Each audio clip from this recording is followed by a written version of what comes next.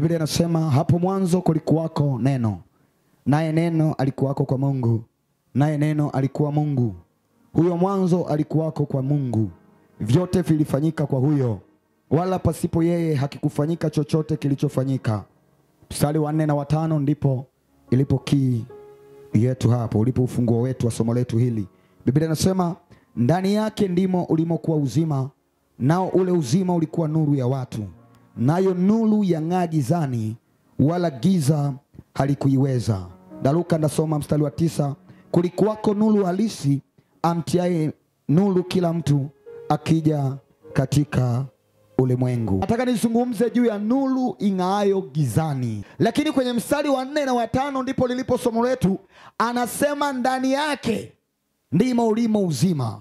Huyo mwanzo, huyo neno, huyo Mungu, ndani yake kuna uzima. Na anasema ule uzima ulikuwa nuru ya watu. Anasema nayo nuru yang'aa gizani, wala giza halikuiweza. Mstari wa 9 anasema kulikuwako na nuru halisi imtiayo nuru kila mtu akija katika ulimwengu.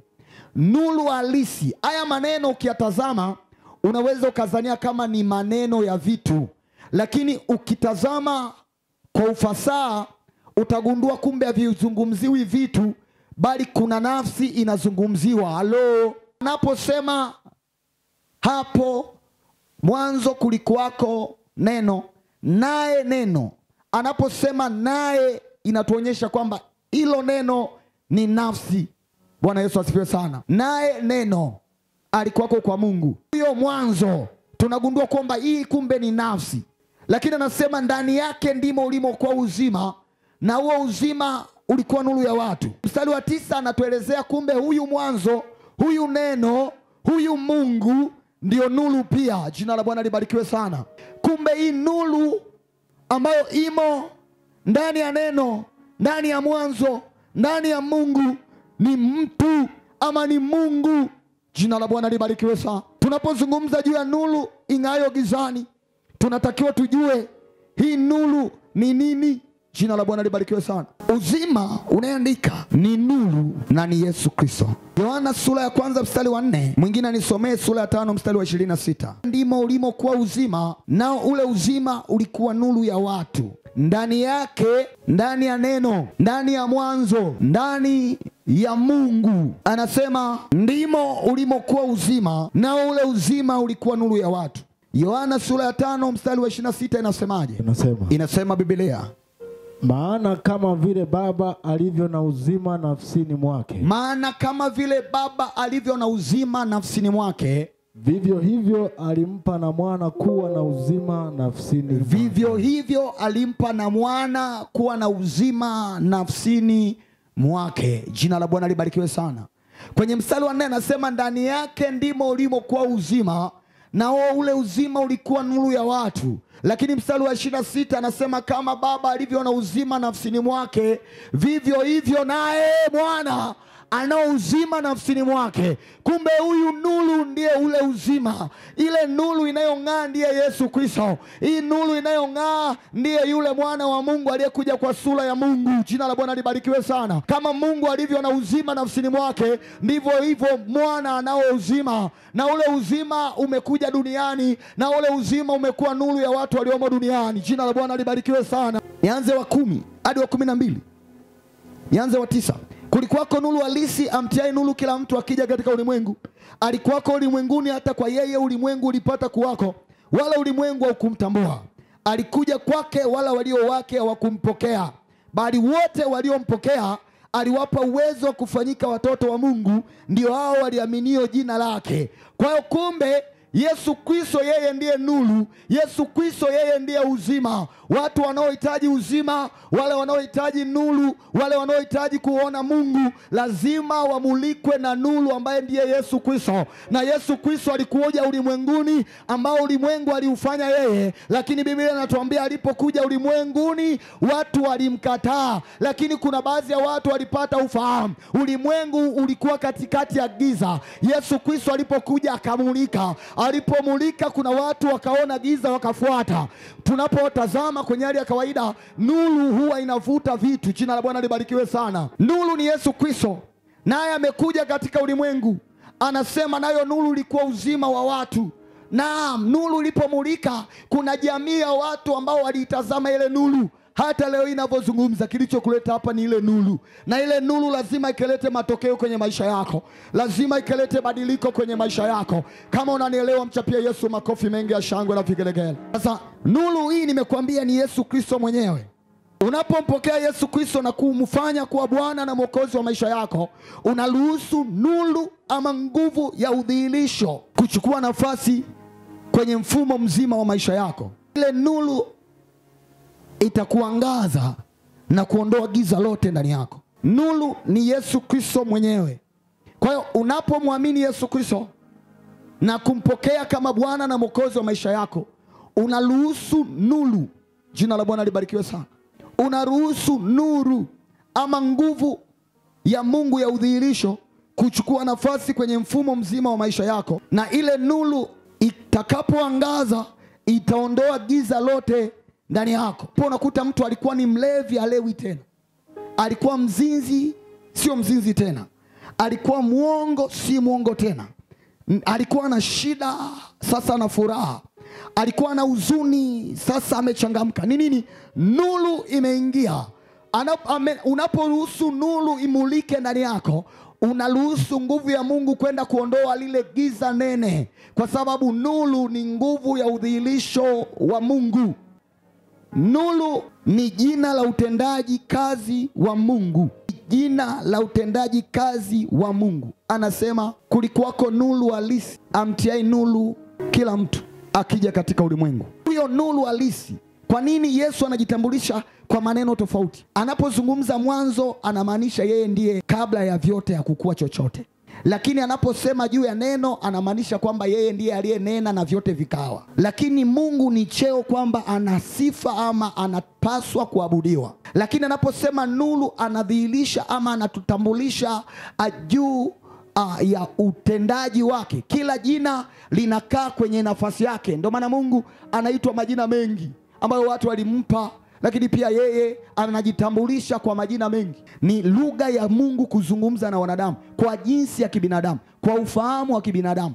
Anapozungumza nuru, anaongea kwamba ni nguvu ya udhihirisho ambayo inaweza ikafanya jambo lisilowezekana likawezekane. Ikiwa umeokoka, ikiwa umemwamini Yesu Kristo, ni lazima badiliko litokee kwenye maisha yako, kwa sababu Yesu Kristo alikuja amtie nuru kila mtu, katikati ya watu ambao waongo, katikati ya watu walevi, katikati ya wazinzi, katikati ya wachawi. Yesu Kristo alikuja kuondoa huo uchawi, huo uzinzi, huo umasikini, hayo magonjwa. Alikuja kuleta nuru yangaze, ili watu wawe safi, ili watu watazame, watengeneze njia zao. Na uzungumza juu ya nuru inayomulika mchana wa leo, na ikimulika kwenye moyo wako, kila uovu unaondoka, kila uovu unaondoka. Kwanza ukaone Mungu akiweka nuru kwenye maisha yako. Kama ni uovu, utajiona wewe ni mchafu.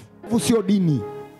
Nazungumza na watu hapa. Kama kwenye kitabu cha Mwanzo utagundua kazi ya Mungu. Ndio maana katika mitume huaga namuogopa sana Yohana. Yeye alipendwa na Mungu. Ukisoma kwa Biblia inasema yule aliyempenda. Vile ambavyo Mungu alijifunua kwa Yohana isivyo kawaida.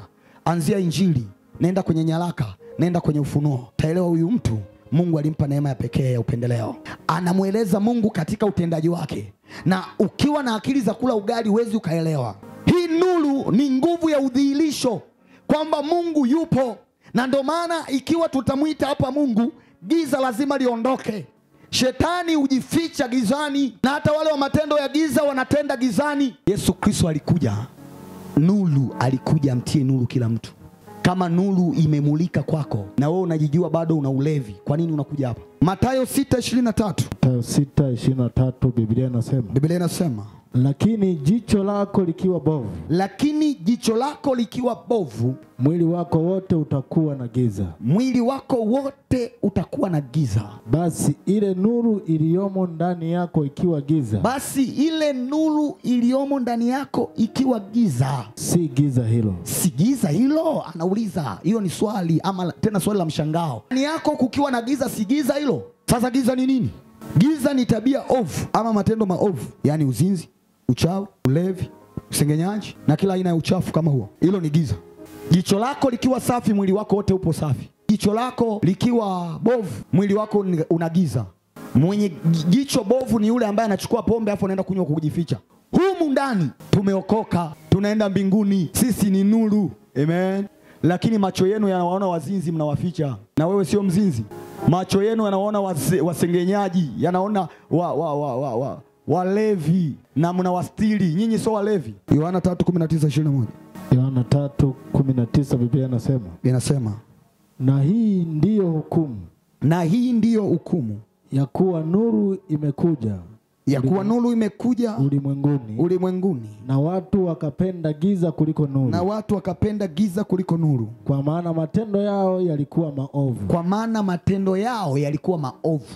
Maana kila mtu atendaye mabaya. Huichukia nuru. Wala haji kwenye nuru. Sikiliza, anajificha, haji kwenye nuru. Matendo yake yasije yakakemewa. Bali yeye aitendaye kweli huja kwenye nuru. Ili matendo yake yaonekane wazi ya kuwa yametendwa katika Mungu. Ukiona mtu hapa tunaimba wote, lakini unamkuta kichakani anavuta sigara, nataka nikwambie mtu wa Mungu, usijikwae huyo. Huyo ni shetani tu, ameng'oa mapembe anapokuja hapa, lakini huko Mungu amekupa neema, amekumulika uyaone hayo mapembe. Halo. Kwa hiyo ukiona mtu muovu usimfiche, ukimficha na wewe ni muovu. Ukimwona mtu muovu ina maana Mungu amemulika ili wewe umjue. Kwa nini anaenda kuvutia uchochoroni? Asiaje avute hapa. Kwa nini akilewa akikuona wewe anajikaza? Sio unakutana na mtu anajikaza afu anafanya hivi. Mpendwa, ndio. Vipi? Mbona walevi tunawaona wanapiga tu hapa, mtumishi fresh na mimi niko fresh. Na wewe fanya hivyo. Hata ukimchukia ndugu yako, wewe unagiza. Na kuna watu humo wananuniana, wanakaa hata miezi 3 hawaongei na wanasali kanisa moja. Kama Mungu katika mwili na shetani pia katika kwa lazima ujue. Yesu alikuja ili aliondoe. Namba 2, giza ni nini? Giza ni vifungo kama vile magonjwa sugu, umasikini, mateso na matatizo ya kila namna. Na kila namna kama hizo. Ukisoma katika kitabu cha Mwanzo sura ya 1 mstari wa 3 na mstari wa 4, kitabu cha Mwanzo, Biblia inasema Mungu akasema iwe nuru. Ikawa nuru. Mungu akaiona nuru ya kuwa ni njema. Mungu akatenga nuru na giza. Bwana Yesu asifiwe. Haleluya. Mungu katika kuumba kwake, Biblia inatuambia Roho wa Mungu alitulia juu ya vilindi vya maji. Bwana Yesu asifiwe sana. Ukisoma mstari wa 1 anasema, mstari wa 2, nayo nchi ilikuwa ukiwa tena utupu, na giza lilikuwa juu ya uso wa vilindi vya maji. Roho ya Mungu ikatulia juu ya uso wa maji. Mungu akasema iwe nuru. Aliposema iwe nuru, Biblia inatuambia ikawa nuru. Lile giza likaondoka. Nuru inaleta tumaini. Nuru ni Yesu Kristo, nimekwambia, na giza ni matendo maovu. Anaposema iwe nuru, Yesu anapoingia kwenye maisha yetu, anaondoa magonjwa, anaondoa shida, anaondoa mateso, anaondoa kila aina ya kuteswa ama kugandamizwa na shetani. Ndio iwe nuru. Jina la Bwana libarikiwe sana. Lakini pia anaondoa tabia chafu ambazo nazo ni giza. Sasa Biblia inatuambia Mungu akaona kuwa nuru ni njema, akaitenga nuru na giza. Jina la Bwana libarikiwe sana. Kristo alipokuokoa, alitutenga kutoka katika giza. Kwanza akaondoa magonjwa, akaondoa dhiki, akaondoa kila aina ya shida. Pili akaja akaondoa uchafu wote ambazo ni tabia ovu, nalo ni giza. Bwana Mungu alipoliondoa akatutenga. Anasema katika Wakorintho wa pili sura ile ya 6 mstari ule wa 14,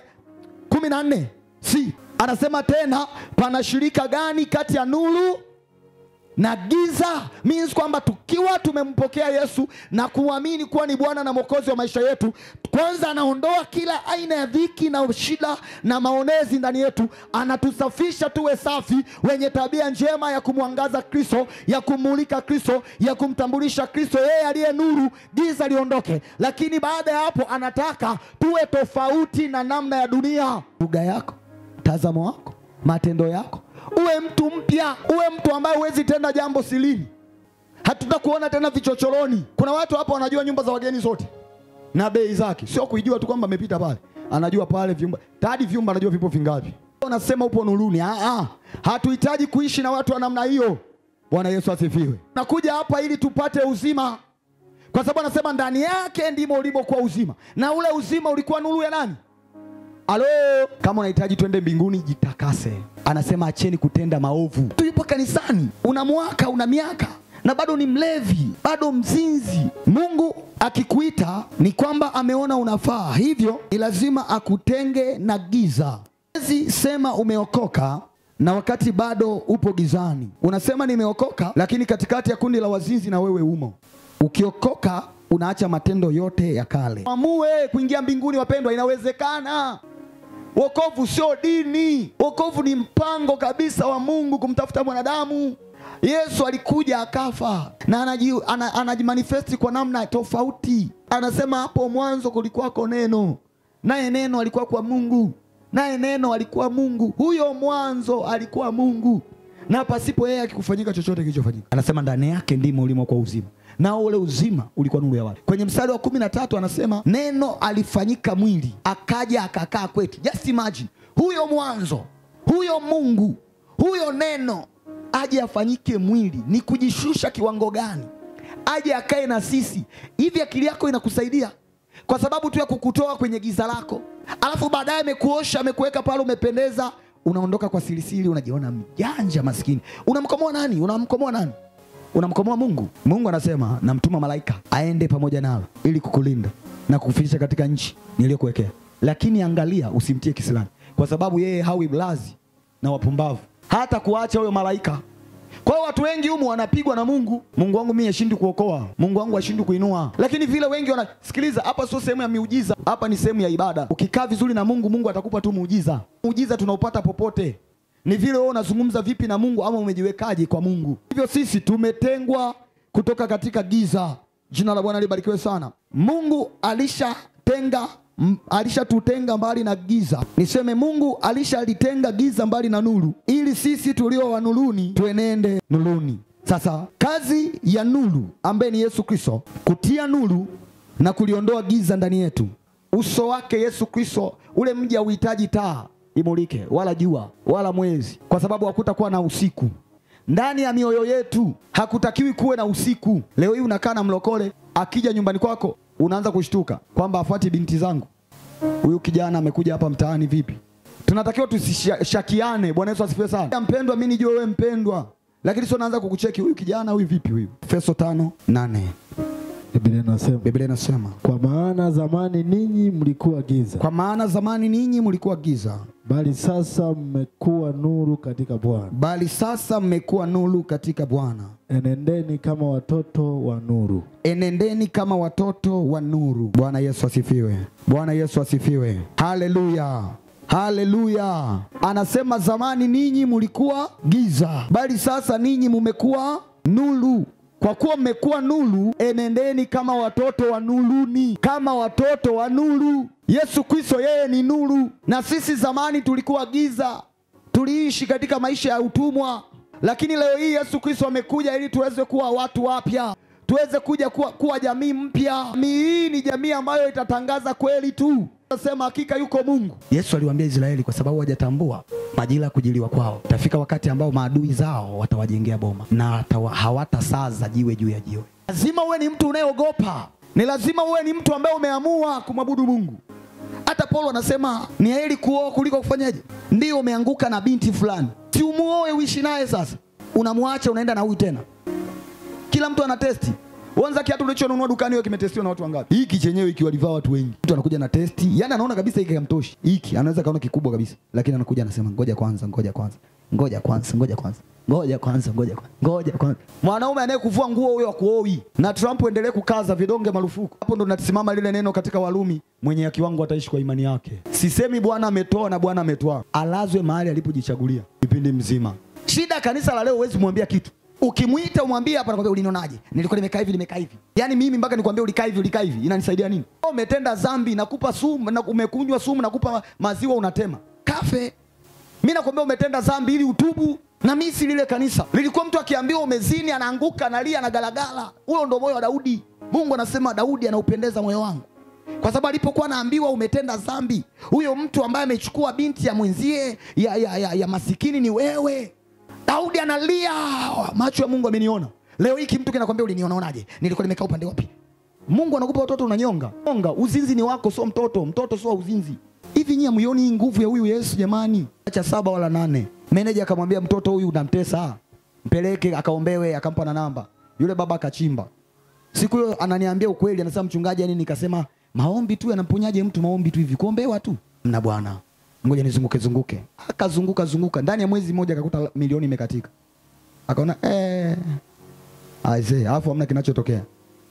Dogo lenyewe liko linatamani kuja kanisani. Ninasema baba, nipeleke mimi kanisani tu nikaombewe. Baba akasema ila naweza ikawa sauti ya Mungu. Akarudi tena kwa meneja. Namba inaonekana kusave mara ya kwanza ile. Akarudi tena kwa meneja. Hivi uliniambiaje? Meneja ikabidi amwambie wewe. Meneja akanipigia simu. Nipo hapa na Loveness. Hapa tena tulikuwa madhabahuni hapa. Tulikuwa tuna maombi. Tulipomaliza maombi nikapokea ile simu nikampigia. Alikuwa sijui support yani wewe. Support yani. Vipi bwana, yule mtoto tulikuja naye tena alikuja na support yani siku ya kwanza. Magaruda yule, nikamwambia ndio. Bwana babake, nikamwambia nilikwambia hivi, huyo mtoto inabidi aletwe na mzazi. Yule baba aliponipigia support yani pipe, nikamwambia sikiliza mzee, muache kwanza azurule. Akichoka ndo mlete. Kwa sababu anaweza kaja hapa akitegemea ataombewa tu, Mungu atamponya. Huyu Mungu wa mimi ni tofauti na wale ambao waga mnaambiwa ni kanuni. Kinachokuponya ni kanuni. Umekaeje na Mungu wako? Kinachokubadilisha ni kanuni. Tulitenda dhambi. Jumapili niliwaambia hapa, kama mimi ningeelezea dhambi ambazo nimetenda, hapa hamna mmoja ambaye angekaa kunisikiliza, wote mngekimbia. Lakini neema ya Mungu imetuosha, imetusafisha. Yesu Kristo ametutakasa, tumekuwa safi. Nikamwambia kwa hiyo kama bado ana mambo yake mwache akae huko. Akasema Bwana amenyosha maelezo, amesema anakuja. Nikamwambia mwambie aje. Yule mzee alikuja hapa akatukuta tunaomba, akatusubiria mpaka tumalize. Tulipomaliza maombi nikamfuata, vipi mzee? Akaniambia bwana huyu mtoto. Nikamwambia ndio alikuja hapa. Sijui palienda palirudi. Nikaanza kumueleza shida za mtoto, akasema I say ndio unanifungua. Hayo unaongea ni ya kweli. Na hilo ni la kweli. Na hilo ni la kweli. Na kwa sababu ameenda safari nataka arudi hapa nimwambie, mzee bado hujaamua vizuri. Umeamua hivi. Kila nikikuangalia kwenye ulimwengu leo unatembea hivi. Upo upande gani? Upo huku? Kama upo huku shusha na huku kae huku. Huyu dogo huyu mzima. Na yeye mwenyewe akasema sasa pastor, mimi kwa sababu naenda safari, mimi naomba tu akae kwako. Kwa sababu kule nyumbani kule kila siku asubuhi wa Morning Glory wanaelewa, kila siku asubuhi wananiona napokeaga simu hapa. Ili aende shule lazima nimuombee atoke aende shule. Toka amefika pale nyumbani anasema hajawahi sikia hata kucha ikiwasha. Simama kwa miguu yako.